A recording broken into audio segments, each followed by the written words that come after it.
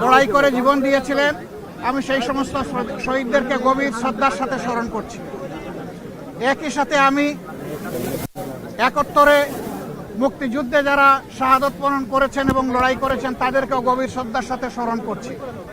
তারই ধারাবাহিকতায় 24-এ স্বৈর শাসনের হাত থেকে, ফ্যাসিবাদ থেকে দেশকে মুক্ত করে বৈষম্যহীন একটি সমাজ গড়ার প্রত্যয় নিয়ে যারা লড়েছেন তাদেরকে আমি গভীর শ্রদ্ধার সাথে স্মরণ করছি।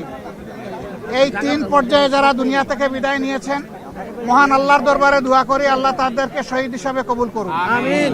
আহত হয়েছেন, ক্ষতবিক্ষত হয়েছেন, তাদের প্রতি সমবেদনা প্রকাশ করার পাশাপাশি আল্লাহর দরবারে দোয়া করি আল্লাহ তাদেরকে সুস্থতার নিয়ামত দান করুন।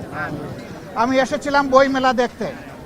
আলহামদুলিল্লাহ, এখানে প্রত্যেকটি স্টলে উপচে পড়া পাঠকদের ভিড়, উৎসুক জনতার ভিড়, এমনকি ছোট ছোট শিশুরাও এখানে চলে এসেছে।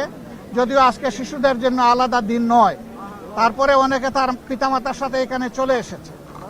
এই যে একটা আমেজ ফেব্রুয়ারি মাসের 1 তারিখ থেকে শুরু করে 28 তারিখ পর্যন্ত চলতে থাকে, এর মাধ্যমে আমরা আমাদের অতীতকে স্মরণ করি।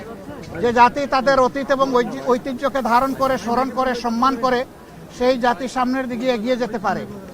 আমরা আশা করব যে এখানে যারা স্টল দিয়েছেন তারা পর্যাপ্ত বই পুস্তক রাখবেন এবং যারা পাঠক এবং এখান থেকে ক্রেতা যারা আসবেন তারা যেন তাদের চাহিদা মতো এখানে বইগুলা সংগ্রহ করতে পারেন।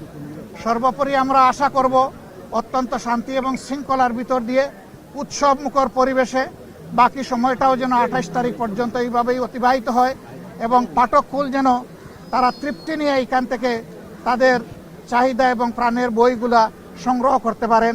মিডিয়ার যে বন্ধুরা এসেছেন আপনাদেরকে অসংখ্য ধন্যবাদ। আমরা আশা করছি মাস জুড়ে আপনারা একই দায়িত্ব সুন্দরভাবে পালন করবেন এবং জাতির মধ্যে বই কিনা, বই পড়ার আগ্রহ আপনারাও জাগিয়ে তুলবেন। সবাইকে অসংখ্য ধন্যবাদ। আল্লাহ হাফিজ। বাংলাদেশ জিন্দাবাদ। আসসালামু আলাইকুম ওয়া রাহমাতুল্লাহ।